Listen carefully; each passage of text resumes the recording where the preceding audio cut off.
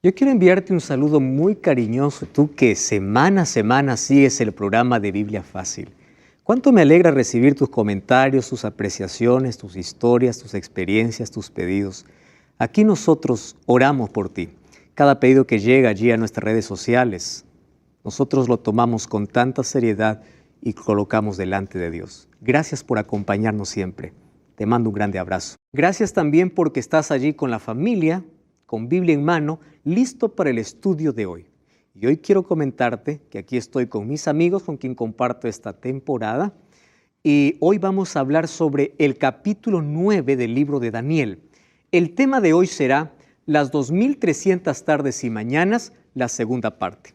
¿Recuerdas que en el capítulo anterior solamente comprendimos un pedacito, un tiempo muy corto de los 2300 años? Hoy queremos comprender la profecía completa. ¿Estás preparado? Hoy vamos a hablar acerca de la segunda parte de Daniel capítulo 8, o la pregunta que se hizo allí, ¿hasta cuándo durará todo esto, verdad? Toda esta persecución contra Dios, contra el pueblo de Dios. Entonces, vamos a hacer un brevísimo repaso de lo que hemos visto nosotros hasta acá. Capítulo 2, capítulo 7 y capítulo 8 de Daniel tienen todos los elementos en común para que vean cómo la verdad se va ampliando. En el capítulo 2, Babilonia es representada por oro, ¿verdad? En el capítulo 7, por un león. En el capítulo 2 vemos allí a Medo-Persia, que aparece en el capítulo 2 como plata, en el capítulo 7 como oso y en el capítulo 8 como un carnero, bajo tres imágenes diferentes. Nosotros también vamos a encontrar, por ejemplo, en el capítulo 2 que Grecia es representado por el bronce, en el capítulo 7 como un leopardo y en el capítulo 8 como un macho cabrío. Roma, en el capítulo 2, es simbolizado por el hierro, en el capítulo 7 como una bestia terrible y en capítulo 8 como la Roma imperial o como el cuerno pequeño. Allí en el capítulo 2 encontramos que nuestros días estamos en los pies de la estatua, ¿verdad? Sería arcilla o barro con hierro, según el capítulo 2. Según el capítulo 7, en nuestros días, ¿qué se estaría viviendo? El juicio divino, y ahí es colocado el cuerno pequeño, en el tiempo del fin. En el capítulo 8 vamos a ver que el santuario sería purificado en nuestros días bajo aquí en la tierra estaría actuando un poder como Roma papal. Si nosotros vemos los elementos que se repiten y en cada uno de ellos hay un detalle más, como para que no quede duda. Solo que lo que me encanta de todo el libro, ¿saben qué cosa es? Que tanto el capítulo 2, 7 y 8 siempre termina con una promesa. ¿Cuál es la promesa? El reino es dado a los santos. El final de los imperios, el reino de Dios. El final de las 4 bestias, ¿recuerdan que hubo un juicio y después el reino fue dado a los santos?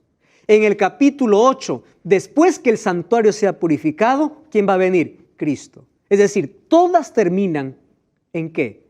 En la segunda venida. Ese es el tema del libro. Ahora fíjense otra cosa. Allí nosotros encontramos en 1450 que el santuario allí fue construido en el Sinaí. Este santuario terrenal lleno de sacrificios llegó a su fin ¿cuándo? En el Calvario, cuando Cristo murió. ¿Cuándo murió? En el año 31. Cuando Jesús fue al cielo, entonces Cristo ofició el continuo. ¿Recuerdan el continuo sacrificio aquí? Ahora Cristo llegó a ser nuestro sumo sacerdote. Mientras Cristo era nuestro sumo sacerdote, ¿qué estaba sucediendo en la tierra? Los 1260 años de persecución, hasta el tiempo del fin. ¿Por qué el tiempo del fin? Porque ahora Cristo pasaría a ser nuestro sumo sacerdote. ¿Se acuerdan del santuario terrenal? Entonces Cristo también haría estas dos funciones, de sacerdote y de sumo sacerdote. Ahí todavía no hemos llegado. Ahí tenemos que comprender la profecía. ¿En qué momento Jesús es sumo sacerdote? ¿Y por qué decimos que es sumo sacerdote? Porque así como en la tierra, en el cielo, ¿qué cosa ocurriría? Una purificación. Porque dice, hasta 2300 tardes y mañanas, el santuario será purificado. Muy bien. Entonces ahí viene la pregunta ante todo lo que hace el cuerno pequeño: ¿hasta cuándo ocurrirá esto? Y la respuesta es: hasta 2300 tardes y mañanas el santuario será purificado, según Daniel capítulo 8, versículo 14. El capítulo 9 llega al punto más excelso. ¿Saben por qué? Porque aquí se revela Daniel, el Mesías. Miren, en el capítulo 7, Jesús es el Rey del universo. En el capítulo 8, Jesús es el pontífice o sumo sacerdote. Y en el capítulo 9, Jesús es presentado como ¿qué? Como sacrificio. ¿Ustedes se dieron cuenta cómo va descendiendo en lugar de ascender? ¿Cómo comienza presentando a Jesús? Como el Rey. Luego, ¿como qué? Como sumo sacerdote. Y termina como ¿qué? Como sacrificio. ¿Recuerdan lo que dice Filipenses capítulo 2? El Rey del universo se humilló. Aquí está también esa secuencia. Ahora, fíjense lo que ocurre. Allí encontramos en Daniel que Daniel hizo una oración. En esa oración él reconoce su condición, él pide misericordia, él tiene un pedido específico para Dios, que Dios pueda actuar. ¿Para qué? ¿En qué tenía que actuar? Porque según la profecía, solo 70 años deberían ellos estar esclavos. Ahora ellos tenían que volver y le dice: Señor, ¿cuándo vas a cumplir tu promesa? Además, él estaba confundido totalmente, perdido en la profecía que no entendía. ¿Qué profecía no entendía? Las 2300 tardes y mañanas. Y cuando él escuchó que el santuario sería purificado, ¿saben lo que Daniel entendió? Dice, Jerusalén va a ser construida. Y allí nuevamente vamos a celebrar nuestros sacrificios. El ángel le dice: espera, esto no es para tus días. ¿Para cuándo sería? Para el tiempo del fin. Ahora, ¿qué cosa ocurre? Allí Dios le muestra a través del ángel cómo sería el asunto de los 2300 tardes y mañanas. Les recuerdo que esta es la segunda parte. La primera parte ya vimos. Ahora solamente un repaso breve. Le dice a Daniel: 70 semanas están determinadas para tu pueblo. Es decir, de las 2300, 70 es para el pueblo judío. 70 por 7 nos da 490. Si nosotros aplicamos el principio de día por año, serían 490 años. Solo que esas 70 semanas están divididos en 3 periodos, según Daniel capítulo 9, versículo 24 hasta el versículo 27. Una semana, ¿para qué? Para que se termine de reconstruir los muros de Jerusalén. 62 semanas dice para que fuese ungido el príncipe. Cuando habla de ungimiento, ¿de qué está hablando? Del bautismo de Jesús. Ahora, escuchen una cosa. ¿Por qué Jesús tendría que ser ungido? Porque no podría ejercer su sacerdocio sin antes haber recibido un ungimiento a la vista humana, porque Él es Dios, Él puede hacer lo que quiere, ¿verdad? Pero para que pueda quedar claro a los seres humanos que así como en la tierra ocurría un sacrificio, una expiación, así también en el cielo, Él decidió que parte de la profecía dijera hasta el ungimiento del Mesías, que se refería ¿a qué? A su bautismo. Ahora, cuando Jesús se bautiza, estaría dando inicio a la última semana de oportunidad para el pueblo judío. Una semana, ¿cuánto equivale? A 7 años. Y por eso es que la profecía dice, en esa última semana, desde el ungimiento de Cristo, que fue el año 27, a la mitad de semana haría cesar el sacrificio. Quiere decir que en el año 31 Jesús moriría. Porque 27 más 7, ¿cuánto nos da? 34. Si nosotros ponemos 3 años y medio a cada lado, nos da que en el año 31 se cumpliría la mitad de semana. Esta es una profecía totalmente mesiánica. Aquí encontramos el cuadro, 7 semanas, 62 semanas, y la última semana se refería al ministerio de Cristo aquí en la tierra, aún a favor del pueblo judío. Ahora, todo comienza con su bautismo. Ahora vamos a tomar la última semana que dice Daniel capítulo 9, versículo 27. En la última semana, fíjense lo que ocurre. En el bautismo de Cristo, Jesús es ungido como sacerdote Y en ese bautismo, Él ratifica también su entrega voluntaria. Es por eso que allí cuando terminó de bautizarse, ¿recuerdan lo que apareció? Una paloma y una voz en el cielo que decía, este es mi Hijo amado. ¿Qué cosa estaba confirmando Jesús allí en el bautismo? Que Él había venido a cumplir una misión. Ahora, fíjense lo que sucede. Dios es puntual y exacto. Ya lo dijimos eso aquí. Gálatas 4:4 dice que Él vino en el tiempo exacto. Ustedes saben que la muerte de Jesús estaba establecida desde antes de esta profecía. Miren, cuando Dios le pide a Moisés que puedan hacer la Pascua, ¿recuerdan la fiesta de la Pascua? ¿Qué era la Pascua? Era la fiesta donde ellos recordaban su liberación, ¿verdad? Una fiesta importante. Solo que antes de la celebración de la Pascua, Dios le dice así, el día 14 de Nisán, ustedes van a sacrificar un cordero. Ustedes se acuerdan que cuando Israel salió de Egipto, ellos tenían que manchar sus puertas con sangre. Eso está en el libro de Éxodo, en el día de la liberación. ¿Cuándo ocurrió? El día 14. Y después de eso, celebrarían la Pascua. La fiesta de la Pascua duraba 7 días. El primer día y el último día se llamaba sábado. Esos eran los sábados ceremoniales, no los sábados semanales, sino ceremoniales. Es decir, se llamaba sábado, no importa si cae segunda, tercera, cuarto día, se llamaba sábado. ¿Por qué? Porque sábado significa reposo. Eran sábados ceremoniales, esa fiesta de la Pascua. Solo que el día 14 tendría que morir, ¿qué cosa? El cordero. El día 14 de Nisán, ¿saben a qué fecha corresponde a nuestro calendario? Al día 26 de abril. Allí comenzaría esta fiesta de la Pascua. Ahora, lo interesante es lo siguiente. ¿Ustedes sabían que el cordero para ser sacrificado el día 14, ¿saben cuándo se separaba? El día 10. Ahora, presten atención. Cuando Jesús entró a Jerusalén, días antes de morir, ¿recuerdan cuando entró en un asno y todos quisieron proclamarle rey? ¿Saben cuándo Jesús entró? Justo el día que se escogía el cordero. Pero nadie de ellos se dio cuenta. El mismo día que se escogió el cordero, Jesús entró allí a Jerusalén. ¿Y saben cuándo murió Jesús? Justo el día de la Pascua.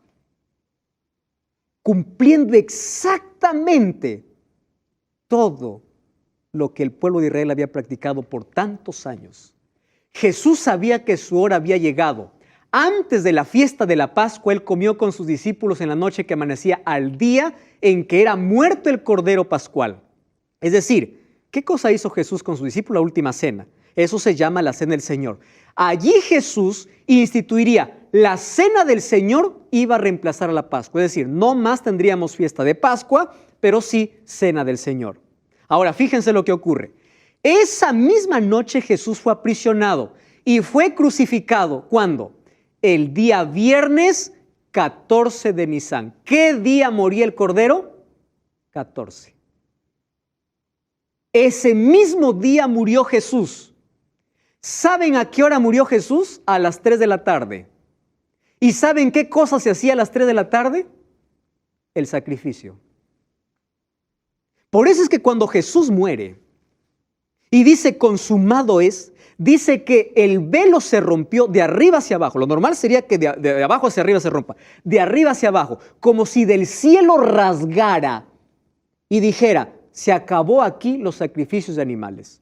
Hubo tinieblas sobre Jerusalén, hubo un gran terremoto y el cordero que iba a ser sacrificado huyó. ¿Por qué? Porque ahora estaba muriendo el verdadero cordero. ¿Entienden la exactitud? El mismo día que el cordero se sacrificaba, Jesús murió a la misma hora. Ahora fíjense, la crucifixión lo inventaron los asirios, pero lo adoptaron los romanos. Quiero para que ustedes puedan tener una idea, leer este texto. Casi muerto en vida, era desnudado, atado, para ser flagelado, una persona que iba a crucificarse. hasta que la espalda, el pecho y los muslos queden hechos jirones por los azotes. Es decir, una persona que iba a ser crucificada, su cuerpo era una llaga viva, bañada en sangre con una hemorragia copiosa, por el castigo que recibía. Así se crucificaba. En medio de ese dolor, él tenía que llevar su cruz. Y recuerden que Jesús no cargó una cruz hecha para él. La cruz, ¿para quién fue hecha? Para Barrabás. Recuerdan que Pilato dijo, ¿a quién quieren que suelte? ¿A Barrabás o a Jesús? ¿Qué dijo el pueblo? A Barrabás. Y Barrabás era un hombre fuerte, él era un hombre malo. La cruz para Barrabás era la más pesada, porque él era un criminal. Pero no la llevó Barrabás. ¿Quién la llevó? Jesús. Barrabás representaba en ese momento ¿a quién? A toda la humanidad. Él llevó esa cruz después de haber sido flagelado. Entonces cuando subía, miren, él cargaba la cruz, era clavado de manos y pies en una posición incómoda, totalmente desnudos para vergüenza pública de la gente. Así se trataba una persona que se iba a crucificar. Cristo recibió la peor muerte. Desnudo. Ahora fíjense, la gente, los que eran crucificados no morían por los clavos. ¿Saben de qué morían? De asfixia. ¿Por qué? Cada vez se debilitaban más y terminaban exhaustos sin poder respirar, sin que nadie les auxilie. Ustedes saben que todo esto estaba ya descrito por el profeta Isaías en Isaías capítulo 53. ¿Qué decía? Como cordero fue llevado al matadero y no abrió su boca. Sobre él fue nuestro pecado. Él llevó nuestra culpa. Nosotros merecíamos morir, pero él sufrió por nosotros. Con la muerte más cruel. Filipenses 2, 6, 8 dice, él no estimó siendo Dios. Siendo Dios, dejó la gloria del cielo para hacerse hombre por amor. ¿Cómo seremos capaces de ignorar y rechazar un amor como este? Cuando Jesús dice consumado es, ¿qué cosa estaba diciendo? Pagué la salvación del hombre. Aquí acabó el sistema de sacrificios. Y el libro de Marcos capítulo 15, versículo 37, allí dice que el velo del templo se rasgó. Quiere decir, aquí murió el verdadero Cordero, en el mismo día y a la misma hora. Es decir, Jesús murió un 26 de abril del año 31. Ese mismo día.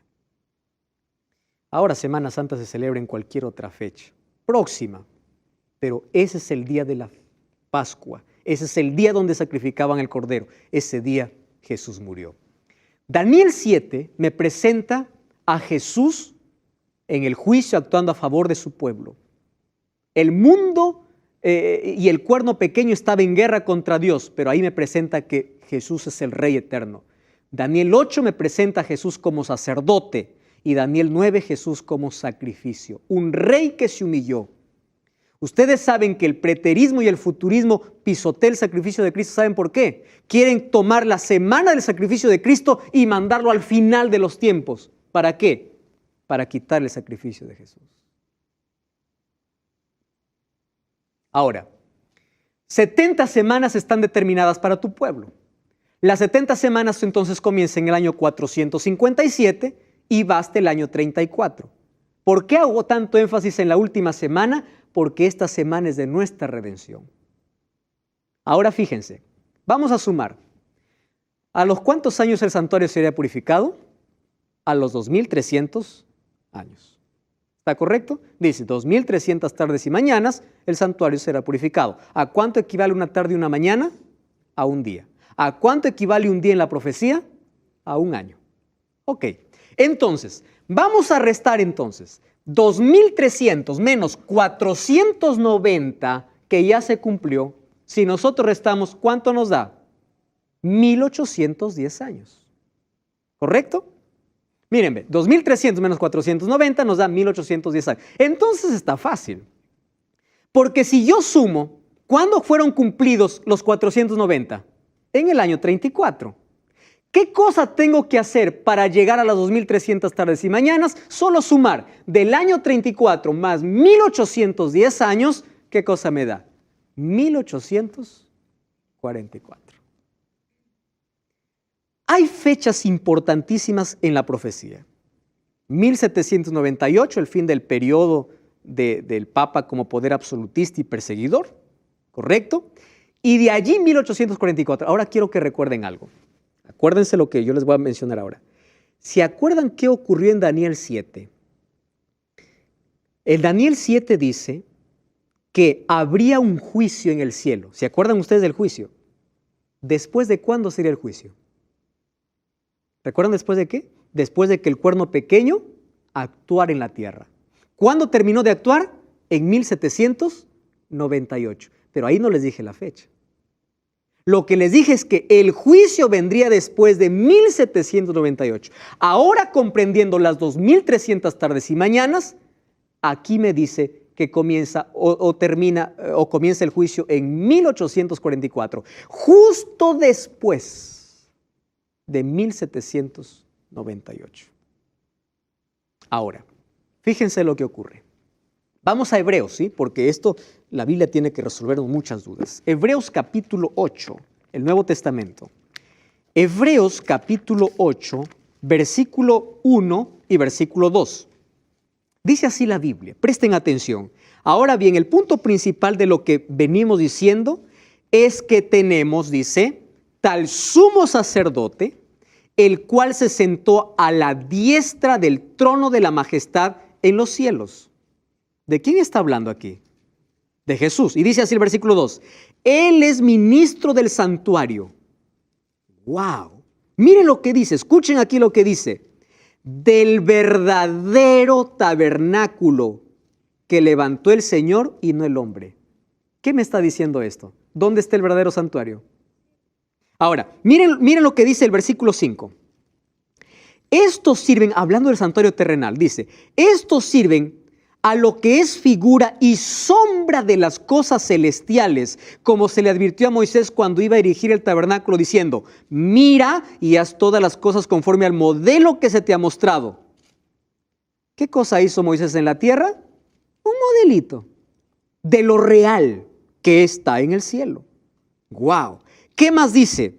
Ahora, fíjense el versículo, y ahí habla el versículo 8. Ustedes han escuchado el antiguo pacto, ya pasó, el nuevo pacto es diferente. Ustedes han escuchado acerca del antiguo y nuevo pacto. Aquí explica, miren, ve, versículo 9. No como el pacto que hice con sus padres el día que tomé la mano para sacarlo de la tierra de Egipto. Ellos no permanecieron en mi pacto. Yo me desentí de ellos, dice el Señor, por lo cual este es el pacto que haré con la casa de Israel. Está hablando del Israel espiritual. Después de aquellos días, dice el Señor, pondré mis leyes en la mente y en su corazón de ellos. ¿Quitó Dios la ley en el nuevo pacto? No, al contrario. ¿Dónde lo puso?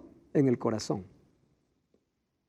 Ahora, hablando acerca del antiguo y lo nuevo, miren lo que dice Hebreos capítulo 9, versículo 23. 9:23. Dice así, fue necesario que las figuras de las cosas celestiales, ¿qué cosa dice? Fueran purificadas. ¿Está hablando de la tierra o del cielo? Del cielo. ¿Por qué dice? De las cosas celestiales. Pero las cosas celestiales mismas con mejores sacrificios, porque ya no eran sacrificios de cordero. ¿Qué sacrificio era? El de Cristo. Miren el versículo 24. Cristo no entró en el santuario hecho por los hombres. Una vez más me está diciendo que hay santuario en el cielo. Figura del verdadero, sino en el cielo mismo para presentarse ahora por nosotros ante Dios. No entró para ofrecerse muchas veces como entre el sumo sacerdote. ¿Recuerdan lo que les expliqué del día de expiación? En el lugar santísimo cada año con sangre ajena. No, versículo 26, la parte final dice, se presentó una vez y para siempre por el sacrificio de sí mismo para quitar de en medio el pecado. Es decir, ¿Está claro que hay un santuario en el cielo? ¿Está claro que el cielo también necesita ser purificado? Pero con mejores sacrificios. ¿En qué momento se dio esto? Hablando acerca de las 2300 tardes y mañanas. Este periodo inicia en el año 457. Dios le dice a Daniel, de los 2300 años, 70 semanas están determinadas para tu pueblo. Solo que esas 70 semanas comenzaban con la orden de reconstruir Jerusalén. Y esa orden se dio en el año 457. Es decir, el año 457 es la clave para comprender los 490 años de gracia para el pueblo judío, y también sería el mismo inicio para las 2300 tardes y mañanas, porque los 490 es un periodo dentro del periodo más largo, que son 2300 tardes y mañanas. Entonces, comienza en el año 457, 490 años son para el pueblo de Israel, que del año 34, y si nosotros restamos 2300 menos 490 años que fue para el pueblo de Israel, los 490 terminaron en el año 34, más 1810 años que nos da la resta, nos llega a 1844. Tú puedes tomar allí una hoja, puedes registrar detalle por detalle todo lo que he dicho, y si tienes alguna duda, también puedes escribirme. Entonces, nosotros sabemos que en el cielo hay un santuario celestial, ¿correcto? Ahora, ¿por qué sería purificado si ahí no hay pecado? Celestial. Ahora miren esta respuesta. ¿Dónde se inició el pecado? ¿En la tierra o en el cielo? No. En el cielo. ¿Dónde estuvo Lucifer? En el cielo. ¿Dónde ocurrió la rebelión? En el cielo. A la tierra se trasladó porque ya había un tentador. Quiere decir que el pecado ya existía. ¿Correcto? Cuando Adán y Eva desobedecen, no es que el pecado nació en ellos. Ellos ya fueron tentados porque el mal ya existía. Muy bien. Se inició con Lucifer expulsado del cielo. Lo que necesita ser purificado son los registros de pecado. Aquí viene la aclaración. En el santuario terrenal, el pecador traía ofrenda, sangre y entraba al santuario. Al ingresar la sangre al santuario, ¿qué cosa estaba pasando al santuario? Un registro de pecado. Simbólico, ¿verdad? No es literal.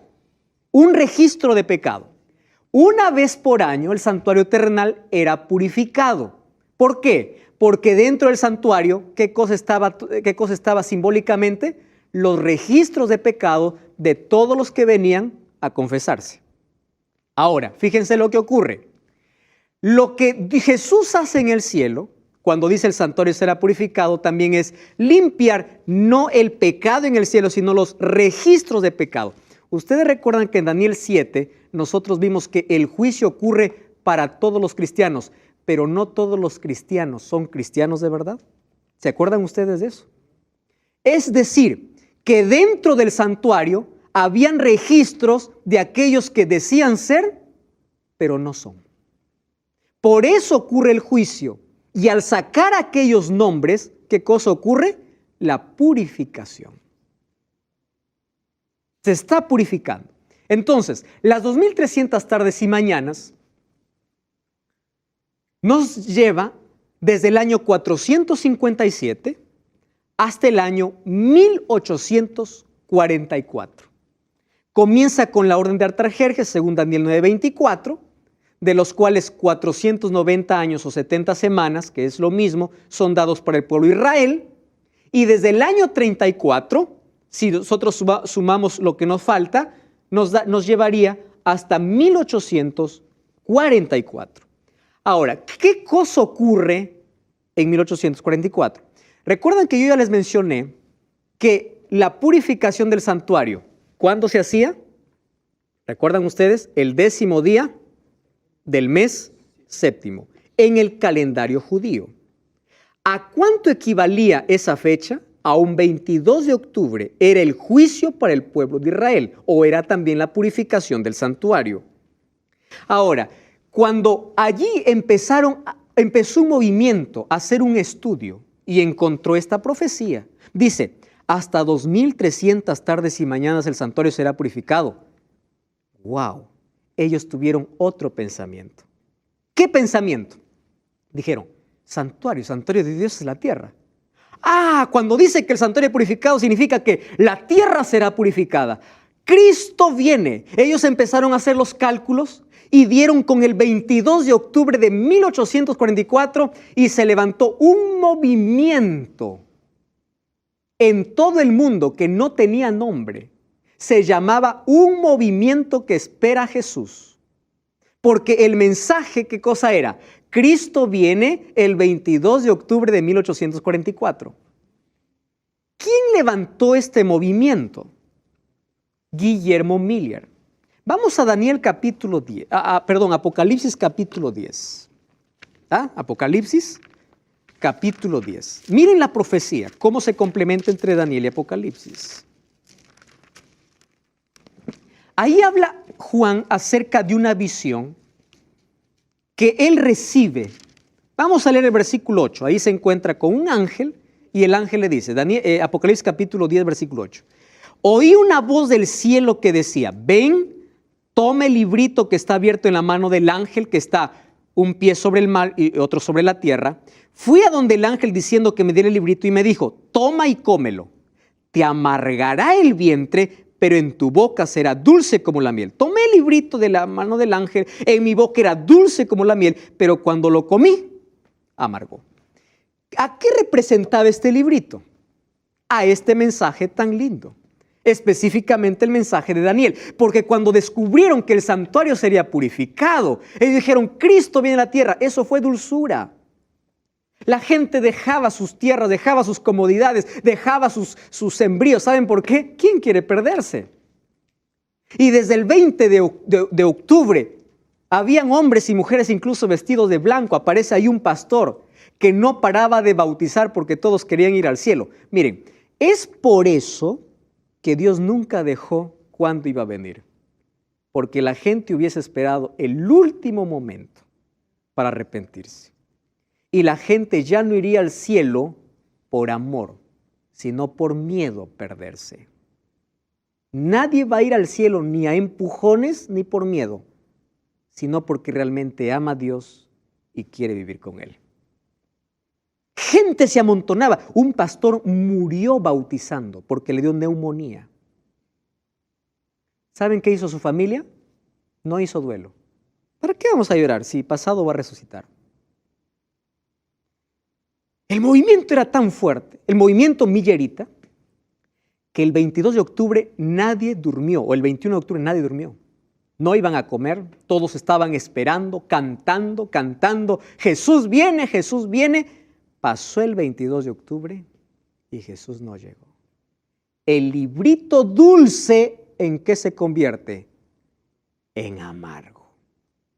¿Cuál fue el problema de Guillermo Miller? En sí no fue Guillermo Miller, fue Samuel Snow, quien colocó la fecha haciendo los cálculos del calendario judío al calendario gregoriano. Y dijo, si nosotros comparamos la purificación del santuario terrenal y ahora está hablando de este otro santuario que será purificado, nos va a dar el 22 de octubre. Cuando pasó el 22 de octubre, todo ese movimiento que esperaba Jesús se dividió en 3 grupos. Primer grupo, ¿saben qué era? Eran aquellos que se renegaron y nunca más quisieron saber de Dios. Todo eso es una mentira. Segundo grupo, continuaron poniendo fechas. No, Jesús no vino aquí, pero viene, incluso hasta hoy hay gente que pone fechas, ¿no? Jesús viene tal año. Y nace un tercer grupo, la Iglesia Adventista del Séptimo Día. Como cumplimiento de una profecía. ¿Saben por qué? Ahora les voy a mostrar. En el cielo el santuario era purificado, pero Dios en la tierra, ¿qué cosa levantaría? Un pueblo. ¿Por qué necesitaba levantar un pueblo? Porque durante 1260 años, ¿por dónde estuvo la verdad? Por tierra. Y Dios levantaría un pueblo, no que invente la verdad, sino que restaure la verdad que fue pisoteada por más de 1260 años. Pastor, ¿y dónde dice que la iglesia? Miren capítulo 10 de Apocalipsis, versículo 11. Y él me dijo, es necesario que profetices otra vez. Wow. Sobre pueblos, naciones, lenguas y reyes. Dios levantó entonces aquí un pueblo. Ahora, yo quiero que ustedes me entiendan algo. Quiero que esto quede bien claro. Dios no vendrá a salvar una placa, porque Dios tiene su iglesia en todas las religiones del mundo. Pero finalmente habrán solo dos grupos. Nunca se olviden eso. Para nosotros pueden existir 34,000 religiones. Para Dios existen dos. Simple. Los que le obedecen y los que no. Los que le aman y los que no. Si tú empiezas a mirar a los miembros de una iglesia, estás perdido, porque no existe miembro perfecto.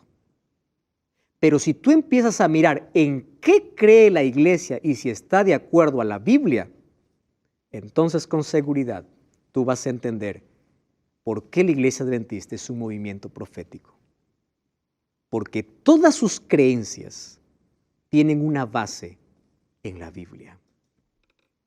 ¿Sabes cuál fue el error de Guillermo Miller y todo el movimiento? Es que ellos comprendieron mal la profecía de los 2300 años. Al finalizar los 2300 tardes y mañanas, Jesús no vendría a la tierra. ¿Qué cosa pasaría en el cielo? Comenzaría un juicio. ¿Cómo se llama ese juicio? Investigador. Ese es el juicio que ocurre antes de la venida de Jesús. En ese juicio se determina quiénes se salvan y quién no. ¿Quién hace ese juicio? Dios. ¿Quién es nuestro abogado en ese juicio? Ya hablamos del juicio. ¿Quién es nuestro abogado? Jesús. ¿Cómo se salva el hombre? Por gracia. Pero recuerdan que yo les mencioné que Dios pide de su pueblo fruto. ¿Qué tipo de fruto? Obediencia.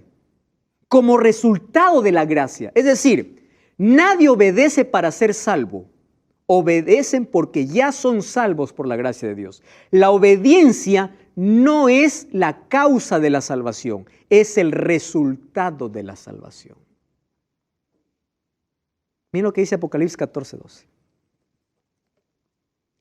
Apocalipsis capítulo 14, versículo 12. Dice así: aquí está la perseverancia de los santos. Está mostrando no la causa de la salvación, sino la evidencia de la salvación. Los que guardan los mandamientos de Dios y tienen la fe de Jesús. Porque el ataque del diablo, ¿a dónde fue? Hacia la ley de Dios. Cambió la ley de Dios. Dice que la ley de Dios ya no debe existir más. Entonces, al terminar los 2300 años, ocurren dos cosas. En el cielo comienza un juicio donde el santuario es purificado, los registros de pecado empiezan a salir, son purificados, y en la tierra Dios levanta un pueblo. ¿Un pueblo qué? Un pueblo profético que pueda restaurar las verdades. Ahora nosotros comprendemos a Jesús actuando como sumo sacerdote. No es que Jesús estaba en un lado sentado y ahí dijo, bueno, ahora me levanto y voy a otro lado. No, estamos hablando del ministerio de Jesús. A partir de la purificación del santuario, Él ahora no solamente intercede o aboga por nosotros, sino que Él ahora está siendo nuestro abogado y Él está ahora desarrollando un juicio en el cielo. ¿Quiénes entran en ese juicio? Todos los que dicen ser creyentes. Porque el juicio determina si realmente eres o no eres. Cristo asumió entonces allí su segunda función como sumo sacerdote en el lugar santísimo. Porque todo lo que se hacía en la tierra, ¿qué cosa dice Hebreos? Que era figura de lo que está en el cielo. Ahora, desde 1844 hasta hoy, Cristo está aún en el lugar santísimo. Ahora, ustedes pueden decir, pastor, ¿cómo sabe que Jesús está en el lugar santísimo? Porque Jesús no ha salido del santuario. ¿Cómo sé que Jesús sale? Miren lo que dice Apocalipsis capítulo 15. ¿Cuándo Jesús va a salir del santuario? Capítulo 15, versículo 5. Dice así: Después de estas cosas miré y fue abierto el cielo. El santuario, ¿qué cosa aparece aquí? Santuario, del tabernáculo del testimonio. ¿Dónde estaba esto? En el lugar santísimo. Del templo salieron los 7 ángeles con 7 plagas. Resplandecientes y ceñidos alrededor del pecho con cintos de oro. Uno de los 4 seres vivientes dio a los 7 ángeles 7 copas de oro llenos de la ira de Dios. El templo se llenó de humo por causa de la gloria de Dios y por causa del poder, y nadie podía entrar. ¿Hasta cuándo? Hasta que se cumplieron las 7 plagas. Es decir, ¿por qué sabemos que Jesús sigue en el santuario? ¿Por qué todavía sabemos que hay gracia? Porque las plagas aún no han caído. Porque cuando Jesús sale del lugar santísimo, quiere decir que acabó la obra intercesora. A eso se llama fin de la gracia. Y eso no sabemos cuándo va a ocurrir. La gracia puede terminar para todos. No simplemente cuando Cristo sale del lugar santísimo. La gracia puede acabar hoy, cuando morimos. No hay más gracia. Nadie nos salva de muertos. Una oración no te lleva al cielo. La salvación es una decisión en vida. ¿La gracia puede terminar cuando Cristo sale del lugar santísimo? Claro que sí. No habrá más perdón para nadie. Y cuando ya no haya más intercesión, dice que ahora caerán las 7 últimas plagas sobre la tierra. Es por eso que la invitación es: ven ahora. Apocalipsis 22:17 dice: el que quiere venga. Acerquémonos hoy confiadamente ante el trono de la gracia para poder encontrar oportuno socorro. Entonces, si en 1844 comenzó un juicio en el cielo y Dios levantó un pueblo en esta tierra, yo te voy a desafiar hoy a unirte a ese pueblo. La placa de una iglesia no te salva. Quien te salva es Cristo. Pero Dios sí tiene un pueblo visible aquí en la tierra